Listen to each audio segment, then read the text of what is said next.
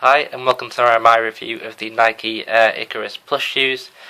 And the Plus, the notice that they are Nike Plus enabled, so if you have got the Nike Plus shoe sensor then you can pop them in. So I'll start by saying that these shoes remind me very much so of the old Nike Vomero range that I managed to dig out an old one. So if we put them side by side we can see that the soles are pretty much identical in how they're laid out, and there it is. It's got the pretty much the same back. It's got the Cushlon, and they both also have Nike Zoom Air, so your feet are well looked after in these.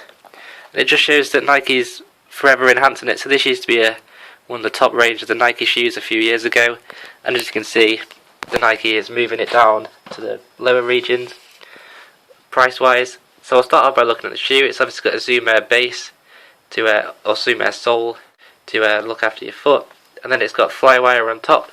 So the Flywire, what it does is it's like on the Adidas shoes where you've got the 3 stripes, or shoes to that effect. The stuff there is to stop your foot sliding forwards or sliding back and cramming your toes into the front, or just moving them out in the shoe. So the Flywire, in a sense, just locks your shoe down. There's no giver here at all.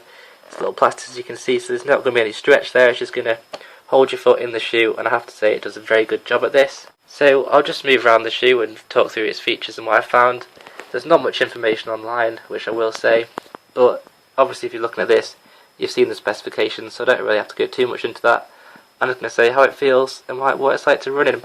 So starting in the back, we have got the ankle restrictor, or the little ankle protector, and it is really quite firm. It's a bit plasticky.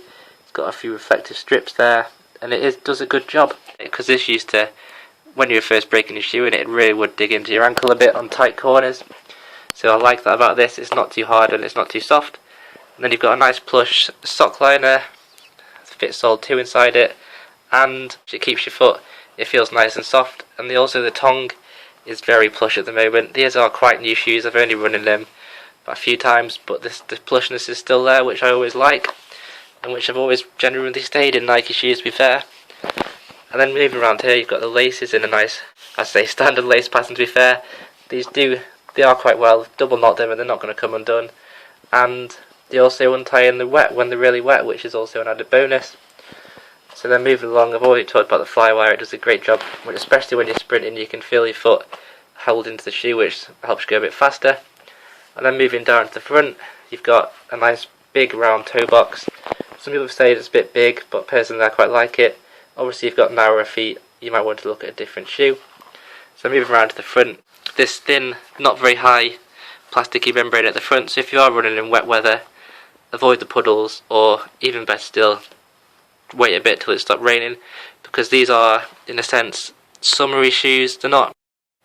So essentially, don't run it if it's pouring down in rain. Otherwise, wait till it stops raining like I do. Otherwise you're going to end up with wet feet, and it's going to take them a while to dry. So if you're going to wear them the next day, you can have wet feet, which isn't always the best thing, but it is bearable, and they are quite thin, so I'd imagine thin meshy, I'd imagine they're going to dry pretty quick. But speaking of the sockliner, you can't feel the actual Flywire, which is always a bonus. So it's restrictive, so it keeps your foot there, but you can't actually feel it doing its job, as in it's not digging into your foot. So the actual sole itself is waffle to keep you nice and safe on the little journeys. Nike have been using this for a long time, so it clearly works. And then moving back here, you can see the little Zoom Air logo. So what are these like to actually run in? If you're sprinting, they are quite nice. If I push the toe down, so the actual front of the shoe is all the way down, they've got quite a large gap under it, so your foot is going to be naturally pushed up in the air if you are sprinting, which is always good. And also, but it's not too good, so it's not a sprint spike, so it's not massively in the air, but it's still comfortable when you're sprinting or if you're doing those fartlek training runs. And then also the rest of it, whatever way you land, I found it quite comfy. They don't really dig in. The shoes don't feel like they're stopping you, or they don't feel like there's too much padding anywhere. They just feel like just right. And yeah, that's about it really. I would recommend these if you're running around on the pavements, or even trails, light trails, gravel trails, or grass. I would check. However, if you're doing serious miles, I'm not sure if I'd use these. I might have a little shop around first and have a look at a few shoes designed for marathons. But for a perfect starter shoe, or just to replace your old aging shoes, these are great, and I'll be using these on the pavements for many months to come. So overall I'm going to give these shoes about a 9 out of 10.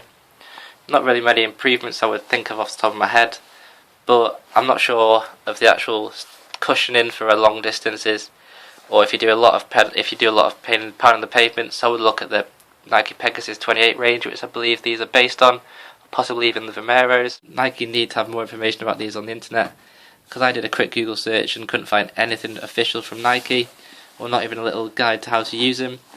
So yeah, thanks for watching this video, and if you've got any questions, post below and I'll be sure to reply back as fast as I can, and thanks for watching.